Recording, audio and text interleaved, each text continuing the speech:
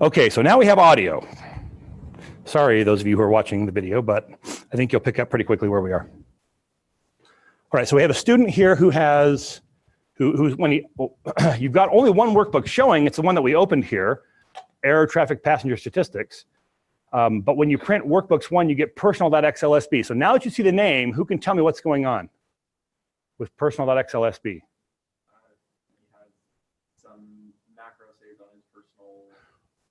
Yeah, at some point he recorded a macro and said, save this in the personal macro workbook. So every time you open Excel, it automatically opens personal.xlsb, and that becomes your first workbook, and then other workbooks are there.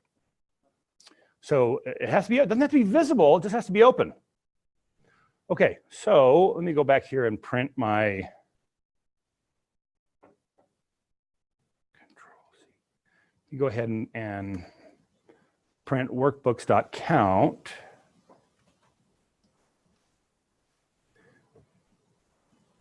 But I'm going to first add a few more workbooks. So file, new, blank workbook. Oh, I can also do that with Control-N, I think.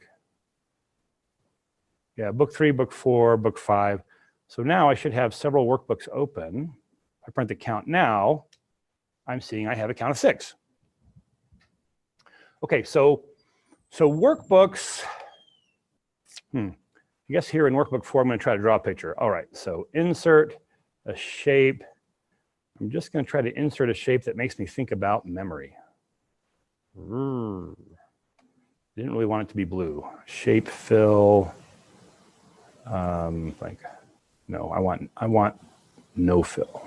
There we go. Okay, so let's just suppose that if I was to look right here in memory, I've got some complex object that is my workbook 1. It's one of my workbooks. Did not quite get what I meant to get there, Merging Center. Okay, so this is book 1. Do I have a book 1 open right now? Yeah, I've got a book 1 open. You know, and it has a name. What are some of the properties of the workbook? I don't know what a workbook has. Definitely has a name property. Let's go find out a couple. I gotta have a couple of properties in here.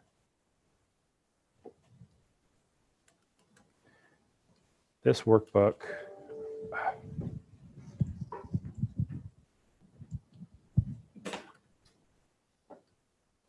Dot, okay. These are not very good properties. Active chart. Gotta be some okay, charts, colors. These probably don't really make a whole lot of sense. Oh, creator. Anytime you get to work with a creator, that's good. There's one called colors. Okay, so but the point is the workbook is this thing that sits in memory and it's got a bunch of different properties and we got to keep track of all of them. There's another one in here for book 2. It's got a different set of properties and so forth. There's one here for book 3, somewhere in memory. We've got another workbook. So now also somewhere in memory, we have a collection called workbooks. So it is another object. And what it has is it has this collection. I'm just going to call the set that's in here items. So items is, it's not just a single value, it's a bunch of different values. And we can add more values into it. It has a property called count. It has a method called add we can use to add new workbooks. But in this set right here, there's just a reference to each one of the workbooks that are currently open. So if I was to, let's change the order of these. I'm going to put items below just so I can kind of fill it in here. And let me draw in an arrow. Insert, shapes, and arrow. So without actually trying to write the addresses in here, we're going to say, listen, it's got something that refers to book 1. Oops, let's call that book 3. It's got something that refers to book 3. It's got another one here that refers to book 2, and another one that refers to book 1. Now, how does it really have arrows? It doesn't really have arrows, of course. It has the memory address of where this object is. So my workbooks collection has a reference. It holds the memory address of every workbook that's currently open. So far, so good? There are several ways that I can refer to which one. If I say workbooks, I'm talking about the whole collection. But if I want to get to an individual one of these items here, I can get to it ordinally. 1, 2, 3, right? There's 3 different references here, so there should be 1, 2, 3 in this little picture I've drawn. Or I can get to it by its name. So let's do this. Go ahead and put some examples in here that'll stick around when we save this thing. So debug.print workbooks.count. That'll tell us how many we have. And debug.print workbooks now sub 1. This lets us get to one of the items in that collection of objects. .name. So this should print the name of the whichever workbook was open first. And the order in which they are in this collection is the order that they were opened in. That's why your first one was Personal XLSB, was because that was open even before you opened the one that you downloaded. Question here. Do I have to do this count? Does this somehow initialize things? And the answer is no. I'm just asking for a property here. And so I could skip that line and just go straight to the name. So let me go ahead and just run this. And it should print, I don't know, what do I have? 6 of them open now? So workbook demo, workbooks 1. Yeah, so I've got 6 of them. And the first one open is air traffic passenger system statistics.xlsm.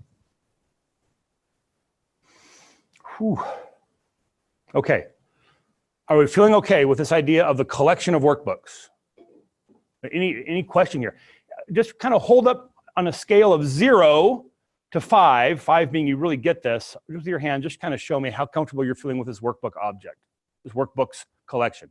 I'm seeing 4s, lots of 4s, some 5s, a 2, maybe a 3 in here. Okay.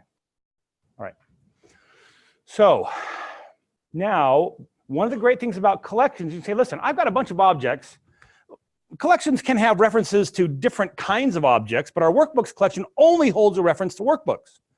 So I can say, listen, I got a bunch of workbooks that are open. I may not know which ones are open, but I want to do something with all the open workbooks. I want to print the names of all the open workbooks. I could do this. And one of the great things about this is that this can be a variable. This can be a value that changes each time I run this. Now, we haven't spent a whole lot of time talking about loops yet. We've seen a couple of, well, we've seen a loop once, I think. Let's make another loop. Let me dim x as an integer. And then we'll do a do loop. So do, what is do? Someone tell me what do, what does do do? Do. What does it do? It does, do does, excellent. It's just, it says, hey, this begins the loop, and then loop says, go back to the most recent do. Now this is an endless loop, so I don't want to, in fact, anytime you put yourself in an endless loop, for sure, put in do events. Who can remind me what do events does real quick? Go ahead.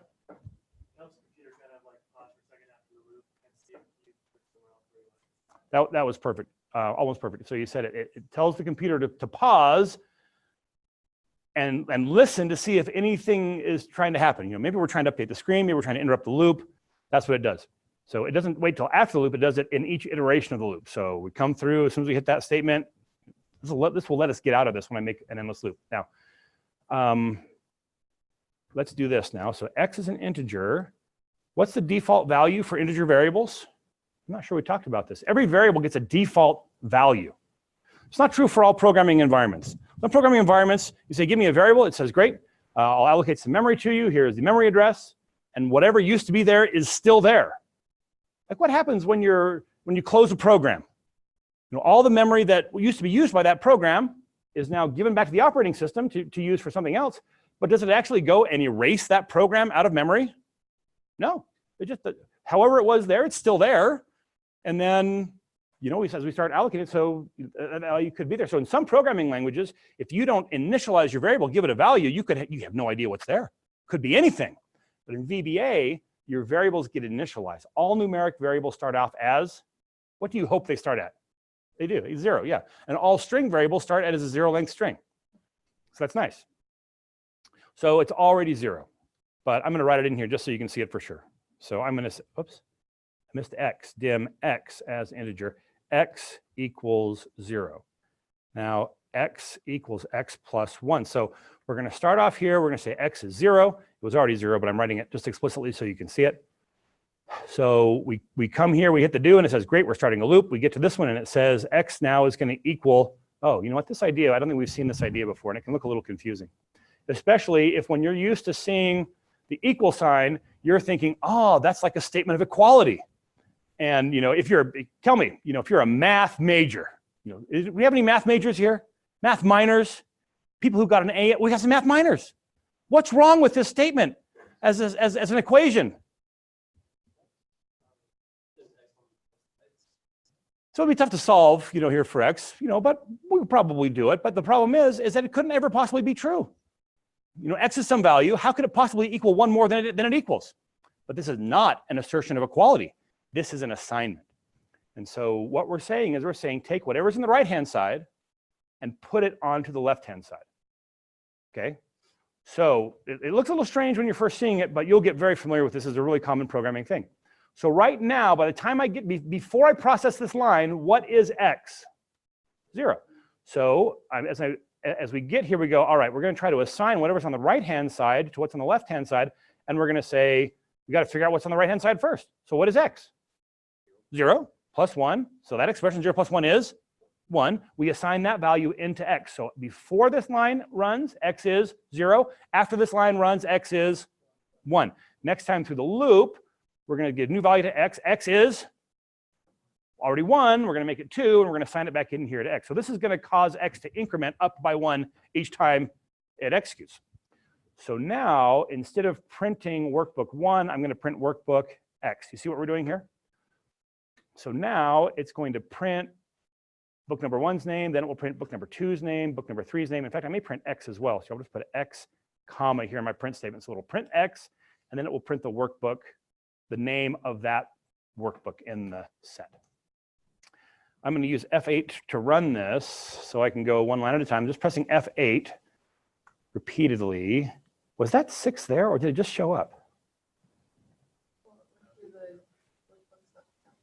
Oh, it was workbooks.count that did it. Thank you. Yeah, I missed that one. Good. So we got 6 workbooks. Excellent. Thank you. You get a gold star for the day. Gold stars don't affect your grade, but they're nice to get. Okay, so x is now going to be 1 more than it is. So now I'm printing, there's x and then the name of that workbook. So move again. We increment x. And I clicked up there. That was unfortunate. Let me stop and try that again.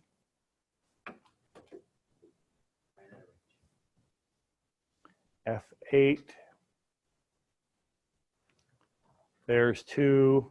There's 3. There's 4. Now, depending on how many workbooks you have, you will die at a certain point. And I expect to die right here. So I'll hit F8 here, and I get subscript out of range. What's going on? Yeah, so what is x right now? X is 7. And I am saying I want to show workbook number 7, the 7th workbook. How many are there in the set? There's only 6. I'm saying try to look somewhere where you can't look. And this is the error, subscript out of range. It's actually a pretty good error message if you understand that this is called a subscript. We don't really have subscripts here. But what's a subscript? It's like a little smaller letter that's down, that's shifted down a little bit on the print line.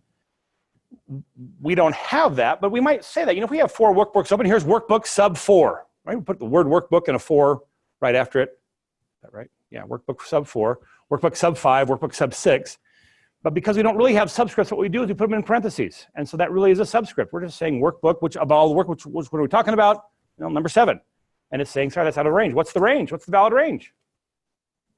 Yeah, 1 through 6. It's 1 to however many I have. So that's, the error has some meaning to it. That is not true of all errors that you will see, but this one's not too bad. Okay. We're feeling okay? Questions? Yes. Is there a way to make the loop just happen so many times? Like, could you assign a variable? Oh, so the question is there a way to make the loop happen so many times? And the answer is, when we have a, when we say up front, we say we know how many times we want this loop to iterate, then there's a different loop that we haven't talked about yet that's just designed for that. But we can make this one behave that way. That's what I was about to do. So I'm going to loop until x is equal to the count of my workbooks.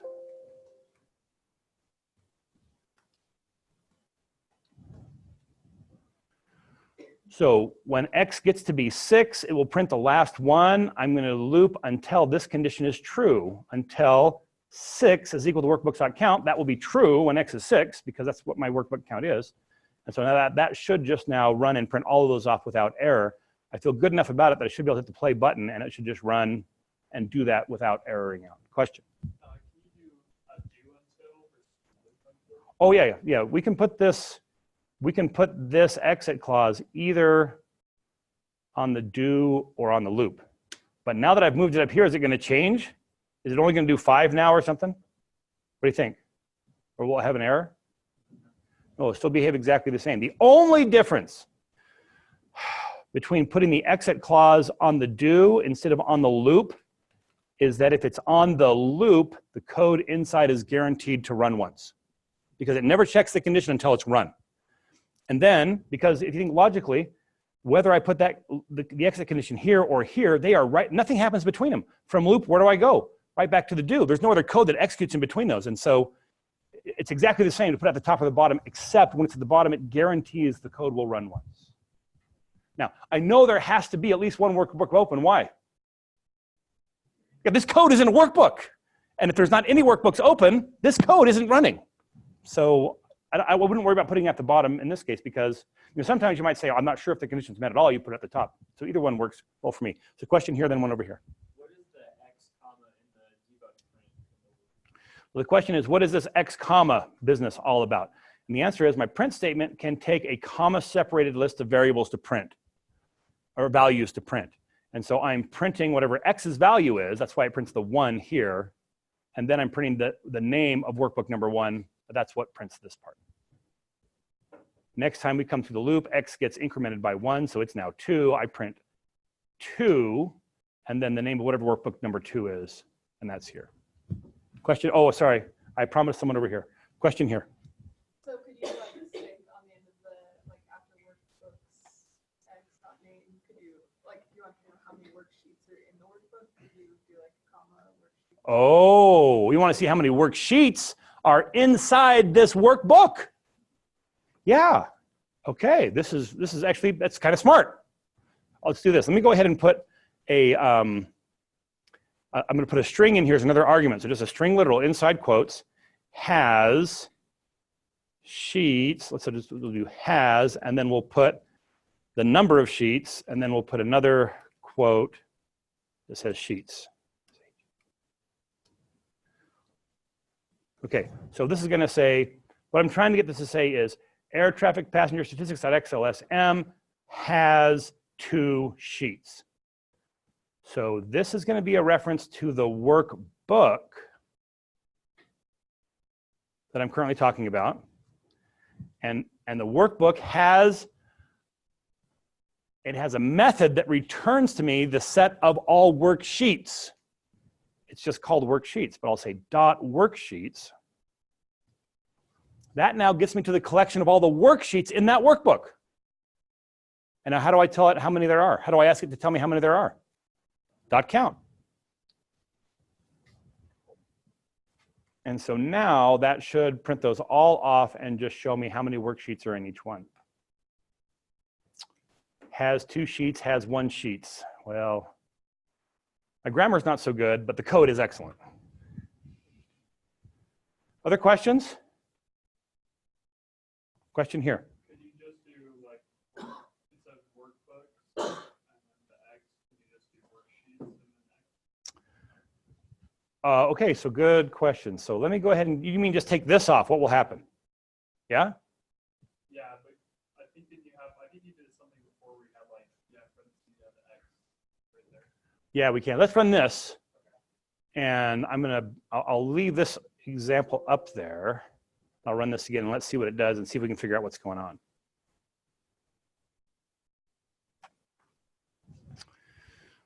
So I didn't like that one. Make sure that this is my active worksheet and run this again.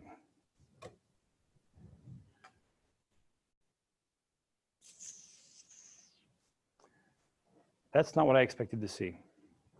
So the problem that is obviously wrong is right here. And why is that wrong?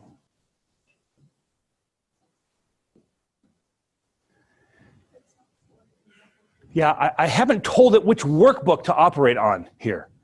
And so I really, oh yeah, that is sheet one. For a reason, I thought this was the one that had two sheets on it. Sorry, let me get to the one that's my air traffic control one. That's here. Okay, there we go. So this is the active worksheet. It has, or active workbook. It has two worksheets on it. And I'm going to run this yet one more time.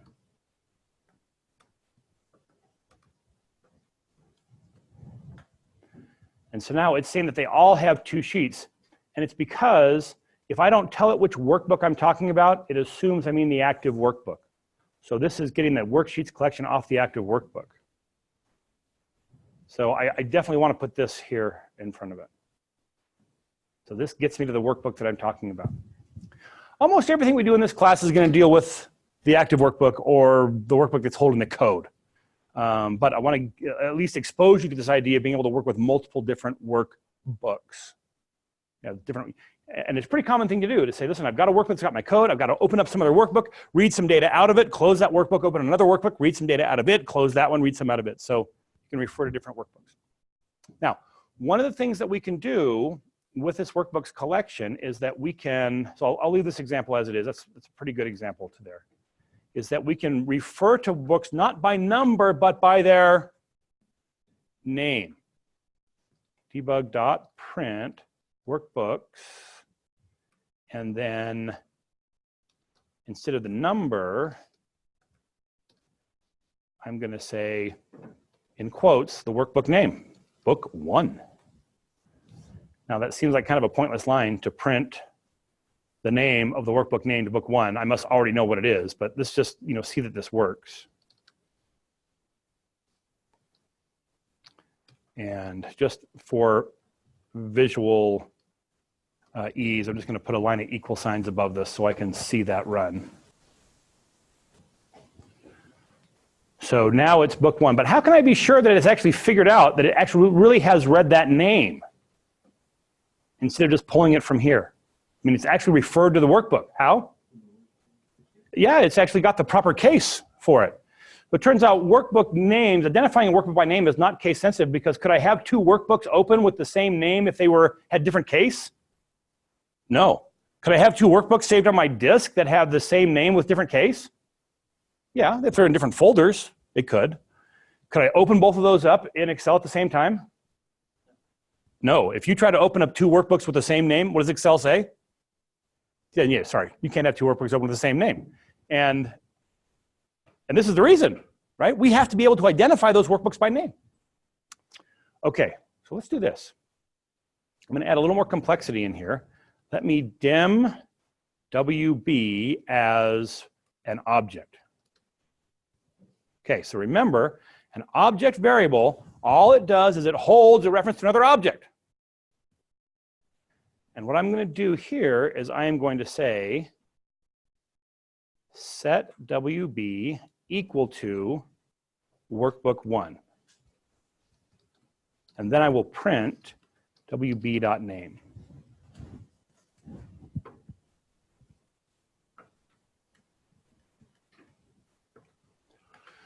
So when I say dim WB as an object, the interpreter says the operating system needs some memory. Operating system's like, oh, how much memory do you need? And the interpreter says, I need enough memory to store a memory address. So in this case, it's going to be 4 bytes. This is a 64-bit version of Excel. It takes 4 bytes to be able to store a memory address. So it says, great, here's 4 bytes of memory.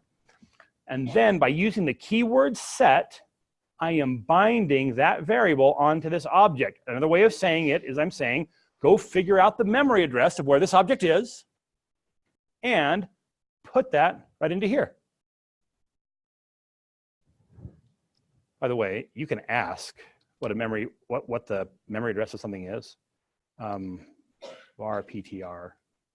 I'm not sure that this is useful for anything except just to kind of think about variables. But this tells me that's the memory address where workbook 1 is stored in memory. That is where it is. Is that helpful? That's not helpful. You mean, what if I cracked open the computer? Could I go look up my address and find it and see it? No, it's tiny. It's maybe with a microscope, an electron microscope. I could go look at it. I don't know. But as soon as I did that, it wouldn't work anyway. So yeah. But the point is that's at some address. And so when I say set WB equal to workbook 1, it's saying go find the memory address of this, put it here into WB. So should I be able to print WB and just see that address? No, it won't print the address. Because as soon as I say WB, Visual Basic goes, oh, it's an object variable. You really mean to refer to the thing that I'm talking about, which is why when I say WB.name, does WB have any properties or methods? Is it an object? WB. WB is just a variable. All it has a memory address in it. It happens to have this memory address in it. But just like when I use like a string variable, remember it's a bunch of ones and zeros, and I say print out that string, it doesn't print out the ones and zeros. It says this is a string. I got to look at the first 8. Well, first 4 tells me how it is. I look at the next 8, how long it is. I look at the next 8 and I go, oh, that says 65, that's an A. Oh, this says 66, that's a B. And it doesn't print the numbers, it prints the A and the B. Because of the type that string is, when I tell it to print, it behaves differently than just printing the value that's actually stored in memory. Same thing here. Because this is an object variable, when I say print, it says, oh, or when I refer to it, it says, oh, you don't really want me, you want the object I refer to. And so this just gets me to, it's a shorthand notation to get to the object that I'm referring to here. Questions? Question here. So what if you don't have this set? What if it's just WB? What if I just said WB equals workbooks.book1? I think that's going to be an error. But remember, VBA is going to try to figure things out. And if this has a default property, this is going to fail. Let me build an example that would actually work that way so you could see why we have to say it. So let me put the set back in here.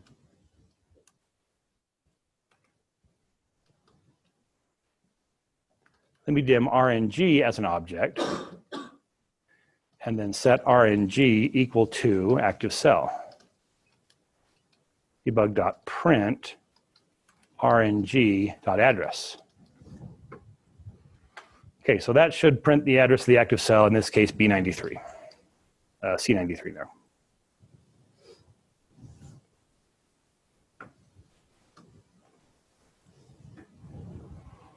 Okay, but now remember that there's a catch-all data type called variant.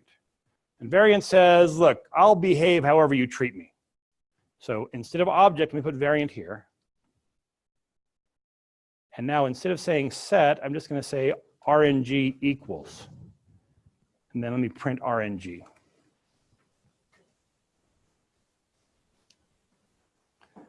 And so now it prints United Airlines pre-7/1/2013.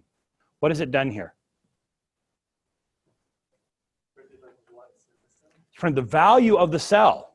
How did it get to the value of the cell? And the answer is, if I refer to an object with a regular assignment statement, and I don't tell it a property, if it has a default property, we'll use it.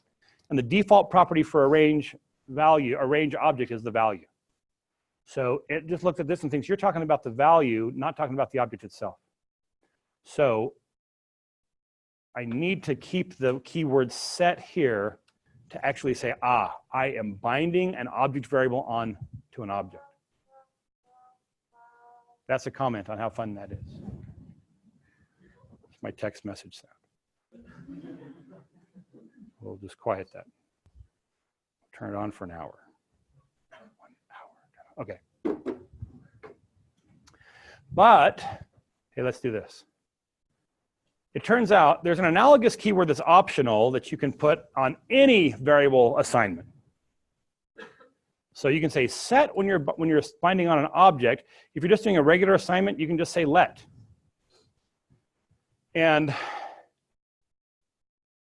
I don't know whoever thought this was a good idea, but at least it changes this into a sentence. You know, instead of this now looking like a statement of equality, we're saying let x equal a new value. You know, to me, it always sounds like the voice of God. Let x equal 0, and it does. Oh, great. When I need a little boost of my self-image, then I just start using let, and I feel a little more godly. So set and let, but the truth is, we don't want to type let all the time, and so they've just said it's optional. You know, we can figure it out. You leave let off, we can figure that out. You leave set off, and we think you mean let. We're guessing that you mean let, and often that won't work. So you might think, well, if they guessed it meant let and it didn't work, we'll try to move it over to set. They didn't get that far. Would have been nice. Question here. Can you explain just briefly again the difference between let and set? Because I get that let is just normal assigning of the variable to that value. Yeah. So the question is, can you explain let and set? Then here again, the answer is, and you said let is just normal assignment. That's right. So let is just normal assignment. We can leave it on. We can take it off, and it does exactly the same thing. What set does is it says, all right, interpreter, we're not just assigning a value into this variable. Remember, this is an object variable. We'll go ahead and put this back as object. This is an object variable. It is going to hold the memory address. The memory address, it's going to hold the memory address. And so if I say let an object variable equals something, I'm trying to actually write a memory address into there. I don't want to do that. I want to write the memory address where this object is. And so set tells the interpreter, oh, okay, I get it. Look on the right-hand side of the equal sign, find out where not the default value or the default property of the object, but go figure out what the memory address of that object is and write that in here. I acknowledge this is weird. This is a little bit uncomfortable. This is kind of different. Yeah, it is. But that's how we say I want to have a value a variable that refers to an object. We say, okay, we got to use the keyword set. Now, one more thing here, and that is whatever kind of thing I'm going to be binding onto, I can put that here. Instead of saying object, which will work just fine, I can say range. Dim RNG as range. As a kind of object. This now works exactly the same. So why would I do that? And the answer is, two things happen a little bit differently. One is now the only kind of variable I can bind this object variable, the only kind of object I can bind this variable onto is a range. If I try to bind this onto the active sheet, it's going to say it's a type mismatch. It's the wrong type. I think it'll be a type mismatch. Type mismatch. You're trying to bind a sheet object into something you've already told me can only be a range. That's not such a big deal.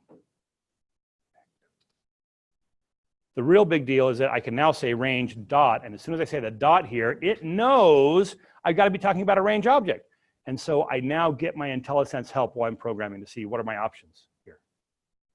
And so that's if you use the actual type. So here, instead of object, I can use workbook. And these two will now work just the same.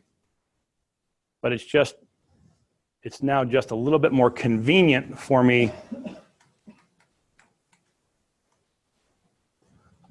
Yeah, and so I'm printing range. I didn't tell it what to print, and so it's printing the default property, which is the value. I want the address. And so now it's printed the address. Questions? Yes? Going back to the debug print WB name, so the one above. Right here, questions about this, go ahead. So when I feel like I have the exact same code, but when I run it, it's returning the name of the workbook and not the name of like the memory location. This is printing the name of the workbook. Yeah. That's what mine is doing. Oh, is that right? I Yeah. thought you had like a number. It's printing book 1 Okay. right here. Yep, so it looks like your code is just exactly right. Perfect. Excellent. Other questions?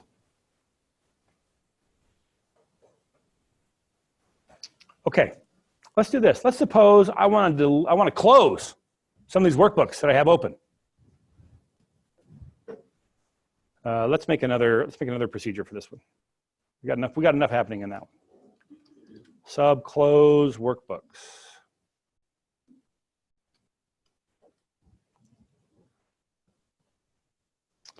Dim x as an integer. We're going to get a loop kind of similar to what we had before. Do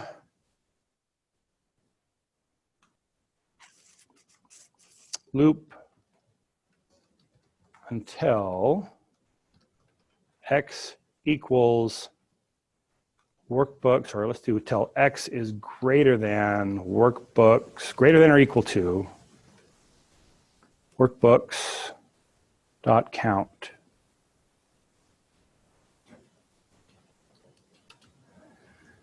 Now, turns out the workbook has a method called close.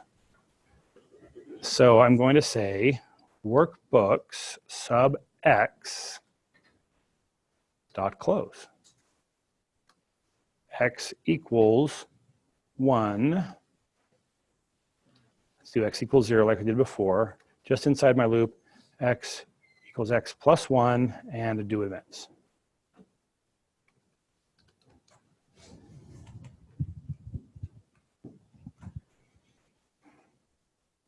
So it doesn't look too bad.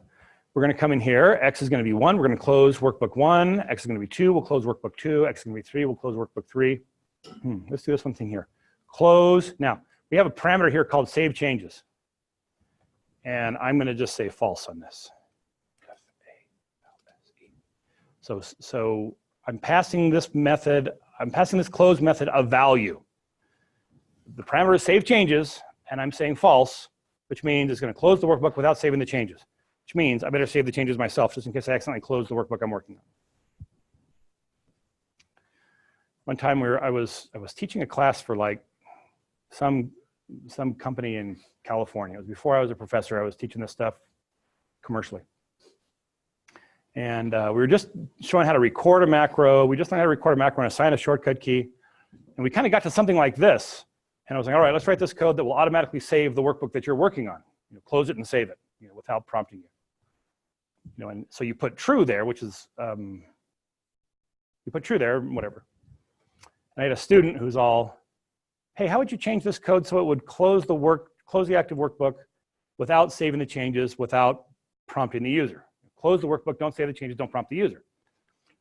You really can't do anything good with that code, but it was just changing this from true to false, and so I told him. And about 3 minutes later, he kind of chuckles, kind of in the back of the room. We kind of look at him.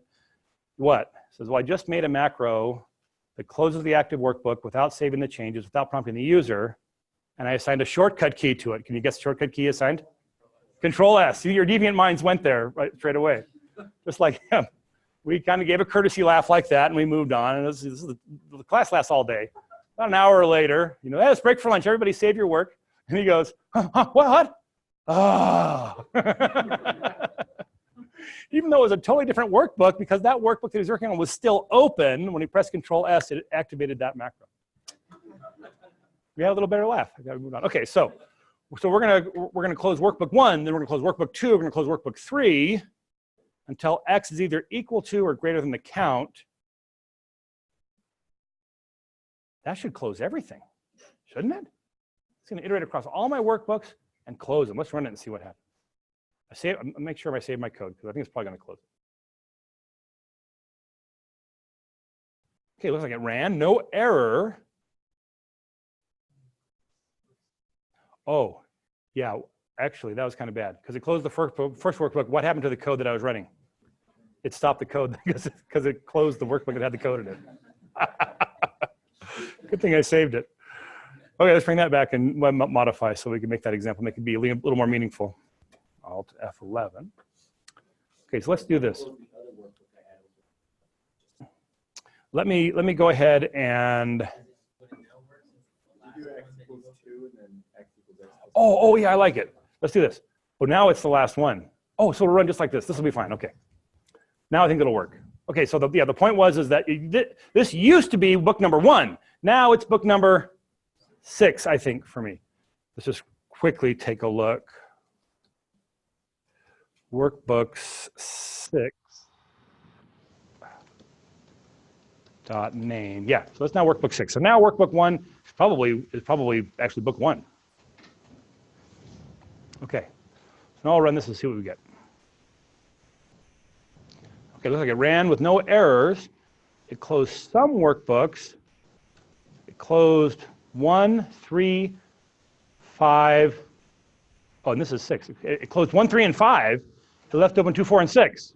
What's going on?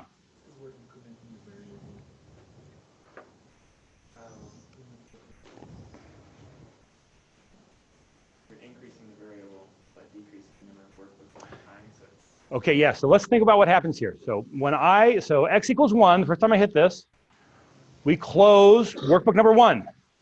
What happens to workbook number 1? Like after this line, could I still say, print the name of workbook number 1? I totally could say, print the name of workbook number 1. In fact, let me go ahead and do it. Book number 1 is now book 2. When I deleted book number 1, everything in that collection just shifted up. So now whatever used to be number 2 is now number 1. So then I came down here and I incremented x. So now x is 2. And now when I say close workbook number 2, what's the name of workbook number 2 at this point?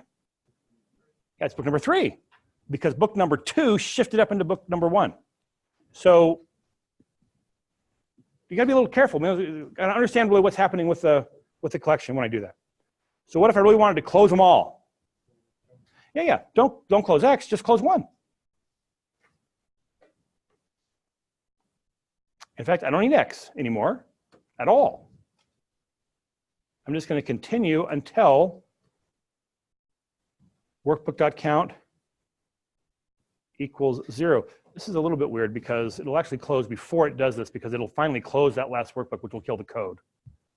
So we'll do this. We'll do while workbook.count is greater than 0. That's a little bit more meaningful, but it still won't ever let us out because closing the workbook that's running the code will do it. You save and run. Good. So Excel is still open, but all the workbooks are closed.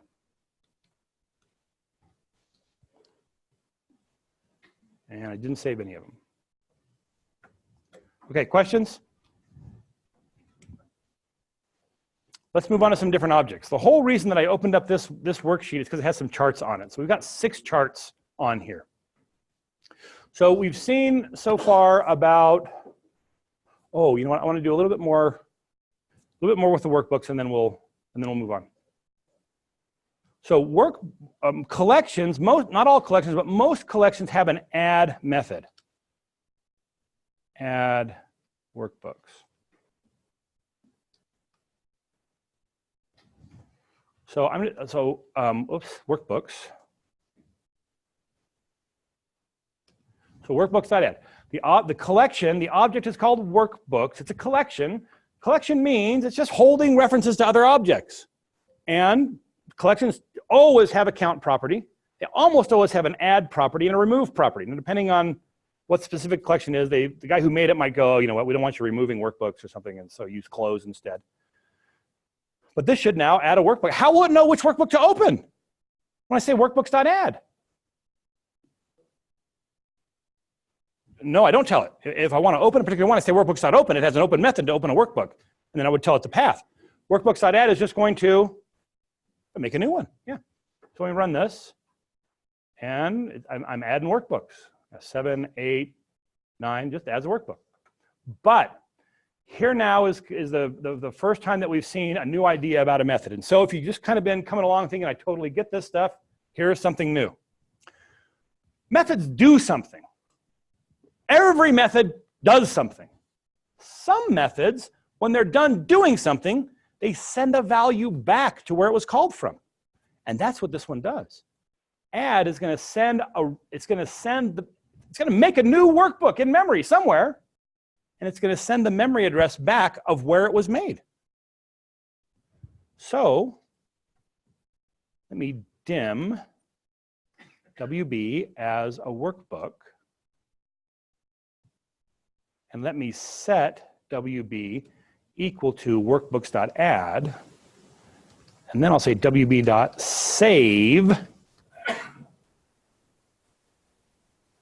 I'll say that should prompt me to save it. Can I give it the address? wb.save. Say, probably save as would let me actually name it here, but this should at least prompt me to save it. No parentheses. So I'll run this. It should create a new workbook. Kind of expected it to prompt me to save it. Let's do save as. File name.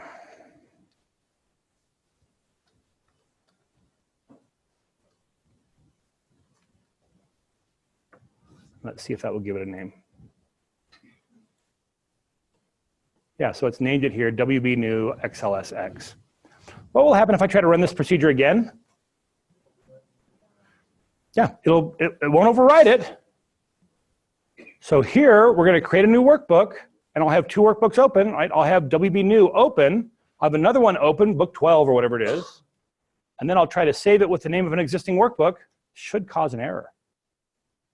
Yeah, you can't save a workbook with the same name as another open workbook. Great. Save as. Those parentheses don't belong there either. It's kind of annoying that it allows me to put them there, but they don't belong. Still get the error because I'm trying to save it as a name. I'll call it WB new 2. And then it should execute. And we can see that it's got WB new 2 up here. And I can then use that to refer to the workbook, wb.close. Save changes, false. Yeah, I just barely saved them, so I guess I'm okay. So I'll run that, and I've got WB new 2 here. So let me close this one by hand. And now it should run this. Oh, save as. I think it will override it. It might prompt me to override it. Yeah, a file name already there. Do you want to replace it? Yes. Okay, question.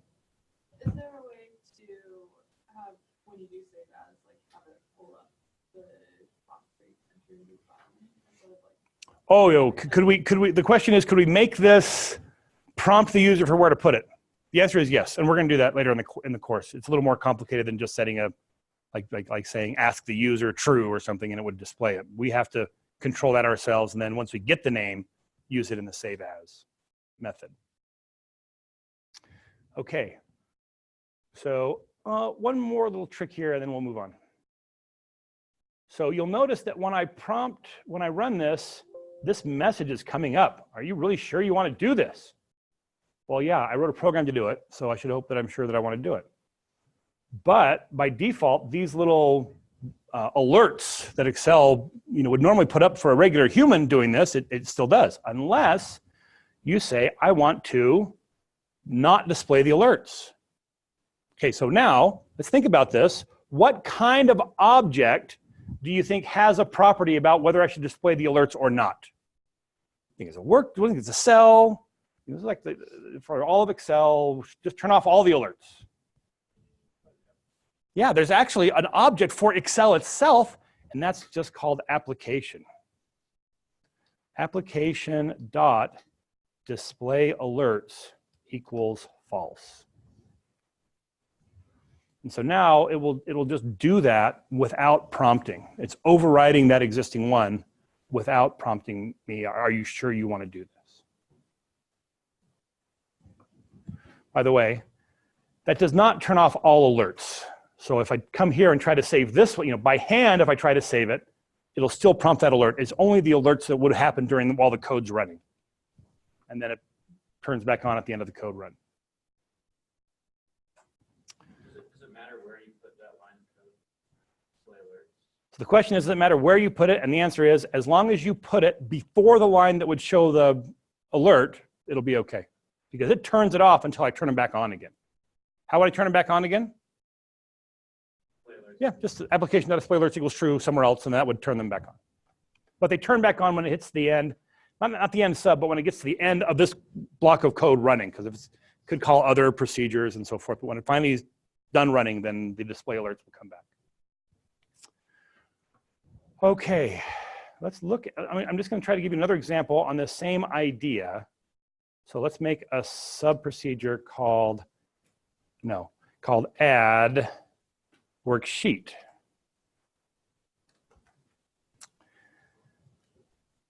Worksheets is a collection of all the worksheets.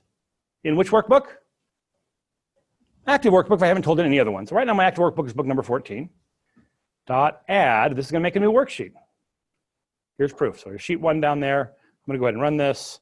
And now I've got sheet 2 also showing.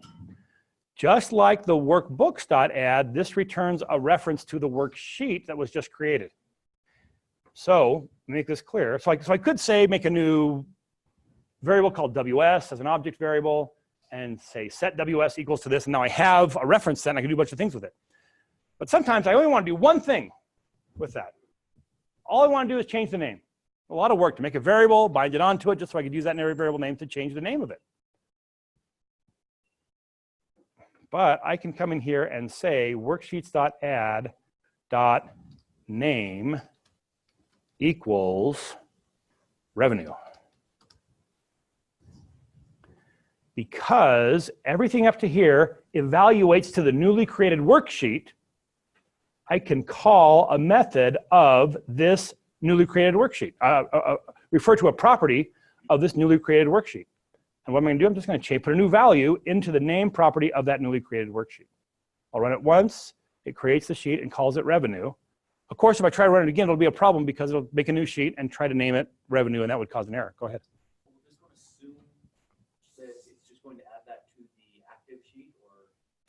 So the question is, are we just assuming that it's going to add to the active sheet? And assuming is probably not the right word for it, but yeah, it's saying, I say here, worksheets collection. I didn't tell it which workbook I'm talking about, and so it says you must mean the active sheet.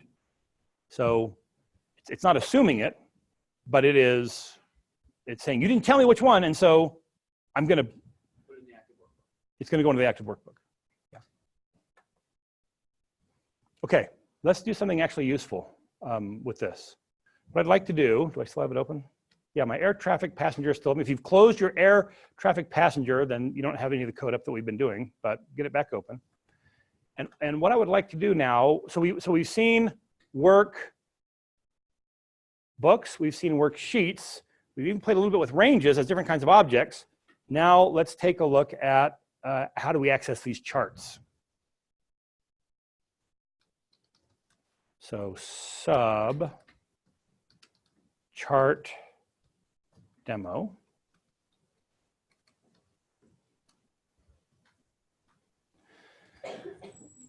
DMS as a shape. It turns out charts don't actually sit on the workbook.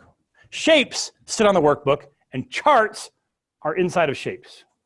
So I've got a collection of shapes. DMS as shapes, DMX as integer, x equals 0. Do loop, do events. Set S equal to this workbook dot shapes collection, active sheet. Shapes are on a sheet. They're not talking the workbook, they're on the sheet, which of course is in a workbook. Shapes sub x. Debug.print s.name.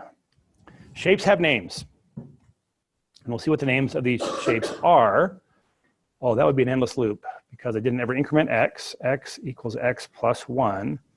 And this will error as soon as I get past that set. So we're going to loop until x is greater than or equal to active shapes, active sheet.shapes.count. Shapes is a collection of all the shapes that are on the active sheet. And so this should print off x comma, so it should print off. I got to increment before I start using it. So let me put the increment at the top. Because I'm starting at 0. If I started at 1, that would be different, but I'm starting at 0. So I've got to get to number 1.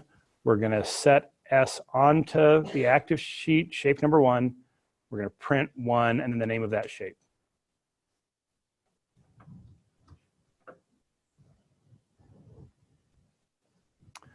They're not very inventive names, but that's what they are. So the shape is called chart 1. It's a little deceiving because you might think it's a chart if it's called chart 1, but it's not. It's a shape. And it was created to hold a chart, and so it just named it chart. Apparently, while I was making this example, I made 3 that I started off with, didn't like them, I threw them away, and then made the rest of them that I kept. And so they're numbered chart 4 through whatever. Is there a question over here? No? Okay, now it turns out we do this. Let me dim CH as a chart.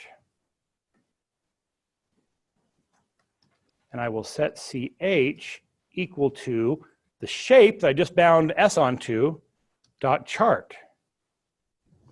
So a shape has a property called chart. And if there's actually a chart in the shape, then this is just a reference to the chart itself. The chart's a separate object. It's somewhere else in memory. It has an address where it is. And the chart property holds the address of where the chart actually is in memory. So I can bind it directly onto the chart. So I will print the shape name, and then I will print the chart name.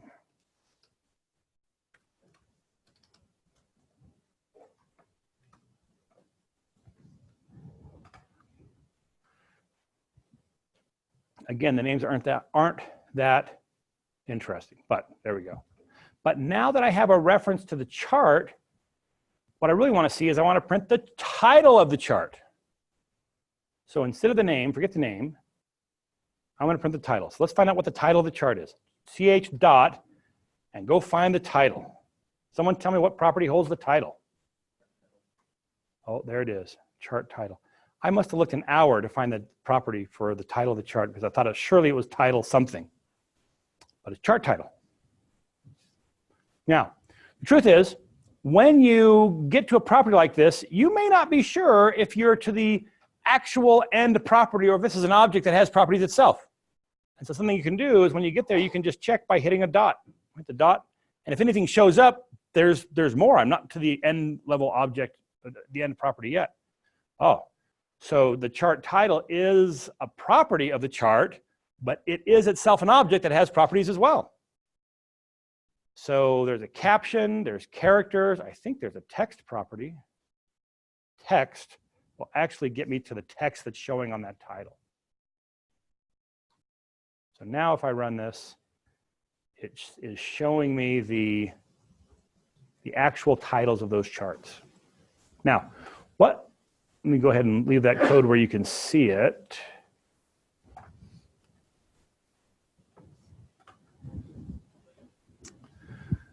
But all of this data is actually, these are like the numbers of passengers that went from San Francisco International Airport to Asia in 2005. That's a total number of here. What's building these charts. So all of these are, this is from SFO to these other continents and showing kind of the change over time. So what I'd like to do is I'd like to change all the titles here to, instead of just saying US, Middle East, Europe, I want to say SFO to that location. And so I'll go ahead and leave that printing on there, but someone help me with the code. What would I have to put here so that when this runs, it changes the title of those charts? Someone see if you can kind of get from where we are to that one more step. Go ahead, give it a shot. I think the first thing I'd want to do, I don't know if that's a full solution, but take the current title of the chart and say that to string, say that. Okay, so what you're saying is, let's declare a variable called old chart name, and then we're going to say old chart name equals our chart title. Right, the same expression we used to print that out, we're just going to take that value and read it into this variable. Okay, so far I'm with you.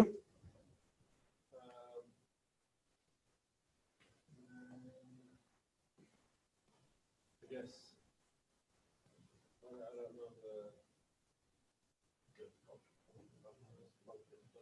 whatever it is. Yeah.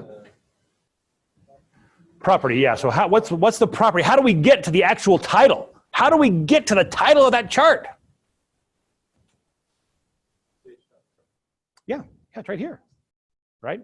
So we've just read the value out of it, and we've put it here into this kind of temporary holding variable. And now we're going to put a new value into it. So as a string, SFO space TO space concatenate on old chart name. Old chart name.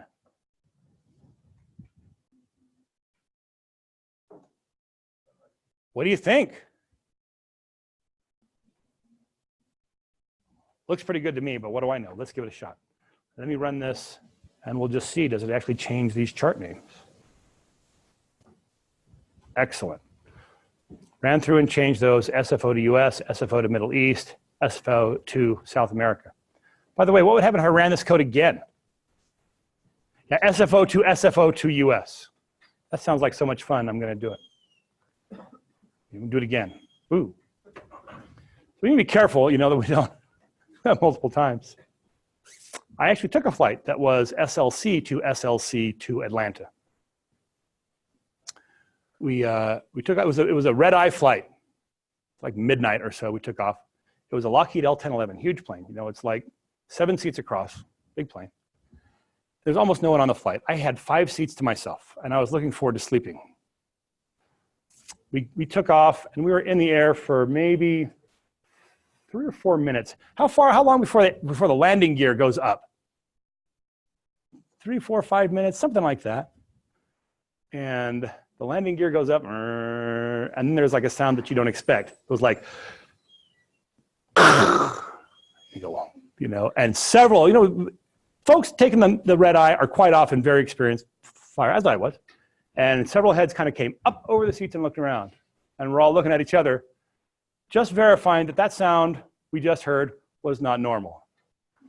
And 30 seconds later, the plane goes, tilts to the side like, and we turned around and we came right back to Salt Lake.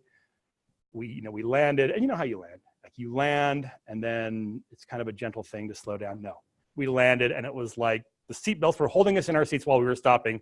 And when we stopped, there were fire engines surrounding the plane. We had heard nothing from the cockpit, by the way, since this happened. We get on the ground and we're looking out the window and I'm not kidding you, the pilot says this. Sorry we didn't get to you sooner. We've been a little busy up here.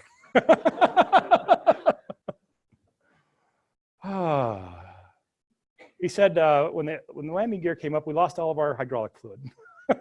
Something happened and bled out all the hydraulics. I was kind of glad you didn't tell us that before we landed. That would have been a nervous time. I told this story to my uncle who was worked for Lockheed Martin, maker of the plane. He said, "You were so never in any danger." So there are so many redundant systems. You can fly that plane just fine without any hydraulics. I was all, really? Are you sure about that? He's all, totally. Okay. Anyway. All right, other questions then on objects? Yep. It seems like you did kind of name the variable chart as. Oh, good. Yeah, I got sloppy here. I should have said as string. Yeah. If I don't say as string, what happens? Yeah, it assumes I mean as variant.